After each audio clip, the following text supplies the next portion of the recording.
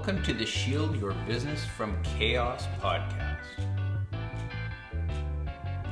where there's no building, no people, no third-party suppliers, and no systems all combined to create Chaos the Dragon, which is battled by King Phoenix and his shield. Hi, welcome to the KISSBCP podcast, where we talk about all things business continuity. I'm Roswitha Firth, and with me today is a really great guy that I used to work with. His name is Luke Sagoo, and I'm so privileged to have you as a guest today. Luke, how are you? I'm doing well. It's great to see you after all these years. I know, isn't it? I mean, we talked briefly, but this is our first face-to-face, and I wasn't kidding when I said you haven't aged. Thank you so much. Likewise. Thank you. So before we get started, let me just say a few things about Kingsbridge BCP.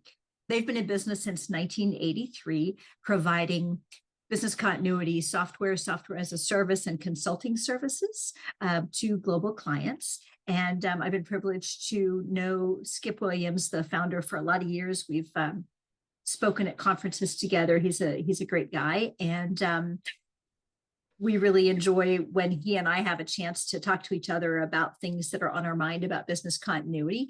But I think our audiences sometimes get tired of just seeing our two faces. So it's great to have a guest. Today, we're going to talk about why your RTO may not be your RTO. So if you want to go ahead and give us just a little bit of background about yourself, so that our audience kind of understands your expertise and your history in the field before we get started. Sure. So happy to be here today to talk about BCP. I think we've talked in the past about how much we both love this area. So I've had a really fortunate career of starting off early in my career with BCP. So I'm currently the director of cybersecurity at AltaGas. We're a company that provides midstream services, global exports to a number of different regions. We operate in North America, but we transport to the Asia market. We also have a utility business that provides natural gas to customers in DC, Maryland, Virginia, and Michigan. My team is responsible for monitoring and responding to cyber events, hardening our network and systems, and my connection to BCP in my role is really through preparing the organization for major cyber events. So while I'm not necessarily as close as I was in the past to BCP, I still have that connection point to our emergency response teams and disaster recovery teams, and it's probably the most interesting part of my job right now. I still love preparing for cyber incidents and disaster recovery. And prior to my role, I spent about 15 years at Royal Dutch Shell, and that's really where my interest in business continuity started. I was really lucky at the start of my career that I kept meeting people who were really passionate about business continuity. You're one of them. And I had great mentors over the years as well who were really involved in disaster recovery. My career started in infrastructure, so just by the nature of that, we were building for resilient systems and disaster recovery. So I had this amazing opportunity, probably in my first year of my career, to really get an understanding of the business through business continuity. And I look back at how many doors that's opened for my career. Great. So if you're just joining us for the first time, I tend to look for guests who have either a big passion or a pet peeve that they want to talk about in the BCP space, whether that's DR or cyber or crisis response, whatever that is, just because I think it makes for more interesting conversation. And we like to appeal to both somebody who might be new to the profession, but also a seasoned professional, because certainly there's room for opinions about how we do things in our industry. Best practices notwithstanding, there's still a kind of broad range of approaches to how we do things, whether you're talking about an all hazards approach or something else. So when Luke and I started talking, the conversation went to like, what's on your mind? What really bugs you do we get something wrong in this industry that you consistently see? Or, what's the platform that, I can give you a soapbox for something that you're really passionate about. What is that? And that's how we arrived at this topic of your RTO may not actually be your RTO. So Luke, what do you mean by that? Well, I was thinking about how we used to complete BIAs a number of years ago and how simplified our environment was. And I think at that point, we actually thought it was really complicated. But for the most part, we were completing BIAs and determining RTOs and RPOs um, mostly through systems that were on premise and data centers that we could actually physically go to and see and maybe pull the plug to see if we actually had resilient plans. Um, and so much has changed over the years. I look at our environment right now, and we have a combination of third parties who process some of our data. We have hybrid environments with things that are in our data center, as well as obviously the cloud. And we rely on really large providers like Microsoft, for example, that have their own environment, and we rely on their resiliency as well. And it is so difficult right now to complete business impact assessments and determining RTOs for systems because there's so many integration points. And I think we forget about that when we're sitting down with the business to talk about what's critical to your environment, what keeps the business up and running. And we start to focus on one or two systems. But there's so many integration points right now that it really makes it difficult to determine what is an accurate RTO. You can bring a system up within a few hours, but you have to rely on all of those other integration points and third-party vendors to also have their systems with the same resiliency. So you had said, I believe, that system integration was sort of the biggest change in the last 15 years as far as, well, disaster recovery. And that would be true for cyber as well. Yeah, we typically run tabletop exercises once or twice a year, depending on the size, and it's always amazing to see what the feedback is because we rely on those cyber tabletop exercises to determine what we need to recover, how quickly we can recover, but the aha moments usually come fairly quickly in those exercises because we rely so much on third parties and those integrations with those third parties, whether it's simple things like MFA and identity to get into the system. Some of those don't really sit in our network. We rely on cloud services to do that. So there's always this conversation around, well, we know what's in our data center. We have some control over that. And we have an understanding of what assets sit in there, but trying to map those together with all those integration points really becomes an interesting topic with the business. I'm not sure if they have a full appreciation of the complexity of services and everything else you would rely on. Absolutely. I think back about how we used to access the critical systems. Traditionally, we would be in the office and we wouldn't have to go through multiple steps to get into environments. I think with the change over the last few years with people working more remotely and having to access systems pretty much anywhere in the world, there are these multiple different steps that need to be taken, and we need to calculate those as part of our RTO. So that includes things like connecting through VPNs, connecting through Citrix, multi-factor authentication, single sign-on to some of these systems, and then calculating the RTOs for systems that connect into our critical environments. So for example, we have systems today that are on-premise, but we will use third parties to process data for a variety of different reasons. And calculating those RTOs are incredibly important. So the approach that we've started to take over the last couple of years is really around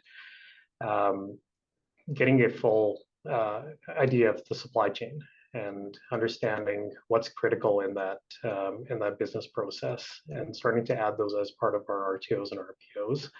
and also testing our third parties for that, for getting an idea of how quickly they can come up and provide services in our environment as well. So my assumption is that depending on the stakeholders that you're talking to, it's certainly really common on the business side to have heard, well, how long can you live without that? Well, we can't, or 10 minutes and then the world collapses. Are you still seeing similar responses? I imagine it's only going to continue to get worse, i.e. approaching zero. The more time passes with the higher expectations that we have of technology. Certainly during the pandemic, if something wasn't up immediately, that was a real big issue, at least as far as sort of external stakeholders were concerned. So what's your perspective on setting expectations and what people are expecting in this kind of complex environment? Well, I think the expectations are probably no different than they were 10 years ago. Everybody wants systems up and running. And when we do have conversations with the business about what is critical, and actually this includes even IT for IT applications, everything comes back as critical. So having those conversations around what really needs to be up and running to operate the business is incredibly important. I think that as part of level setting for how quickly systems come up, it's important to talk about cloud services, because I think that there are expectations that once you move systems up in the cloud, that you have almost near zero RTOs, and they're highly redundant. And there is some truth to that. There is probably better redundancy in those systems than we've had in kind of traditional on-prem data centers. But it isn't zero in a lot of cases. So we've had a lot of scenarios that we developed to understand how quickly can a critical service in the cloud actually come up. How quickly do those systems really need to come up? And is it 0 or is it 8 hours, 12 hours? So if you were talking about scenarios in order to educate stakeholders about this process, can you give me kind of an example of what you might say to, whether it's IT or business users, doesn't really matter, but just kind of walk us through that so that somebody who's watching who may not have been through this at all yet, or only 1 or 2 times, might have some practical sense of how to go about having this conversation. Yeah, I think it's mapping the critical business process first. So we always start off with talking to our stakeholders around what is important, what is making money for the company, what are those critical obligations that we have to our customers or to regulators, what systems need to be up and running, and we start to map those back to IT systems, and that's where the conversation around how quickly do systems need to come up, what order do those systems need to come up, what's the priority, what can we leave out, and that's also an important conversation as well, because those components are so tightly integrated, but they don't necessarily need to come up at the same time. So we try to develop the scenarios based on those business processes that are critical, and we start to ask questions around, is there a certain time of the year, a certain time of the month, a certain time of the week that's more important than others? In our industry, heating homes in the wintertime, absolutely critical. And the RTOs and RPOs might change, or the expectations for those systems to be up and running within 0 minutes change if it's in the summer versus the winter. There's just different obligations. So we talk about a lot of scenarios around different times of the year, but it's always based around what is the critical business process. And then the second piece is really to tie in what technology and digital footprint is needed. Absolutely. So in talking about, and here's an acronym that hasn't come up a whole lot in our podcasts yet, but maximum tolerable downtime. I'm assuming it's approaching 0 because of the criticality of what you guys are doing. Is there still a delta? And I'm not asking you to speak specifically about the company that you work for. That's not what this is about. But is there still a delta between what's needed and what's possible? And is that actually getting bigger or smaller with these increasingly complex environments? Because as you said, when you've got it in the cloud, you theoretically have like even better redundancy than what you might have with on-premises data centers. But at the same time, that complexity causes additional challenge. So what's your sense kind of generically about how time has changed that. Are we really getting closer to zero, or is the complexity keeping us away from that point? So I think the expectations have changed just through how much we use the internet. Like everything needs to be immediate, and I think that approach has translated into business applications as well. But I don't think I think it's important to have those conversations with the business that the cost of getting to 5 or 7 nines, it starts to get higher and higher. So we do have you do need to have a lot of important conversations with your stakeholders around how much do you want to spend on that resiliency? What do you want to invest in the redundancy of those systems? How high availability do you want on some of those systems? But it is interesting.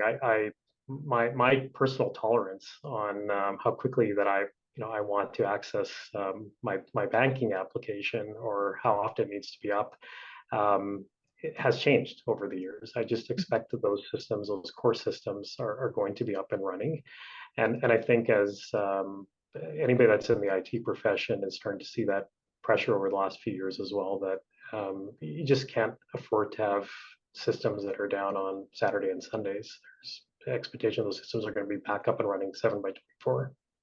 It's funny that you mentioned Saturdays and Sundays, because when you said banking, I flashed to, whenever one of my banks does some kind of maintenance, of course, it's always like middle of the night over the weekend or something. But when I see that message, my first instinct is irritation, because I know I can't access it at that time. And then I read the fine print and I'm like, oh yeah, okay, so I'm probably really not going to be transferring money at 4 a.m. on a Sunday morning. But that first instinct is, well, I expect it to be there. What if I want to use it right then?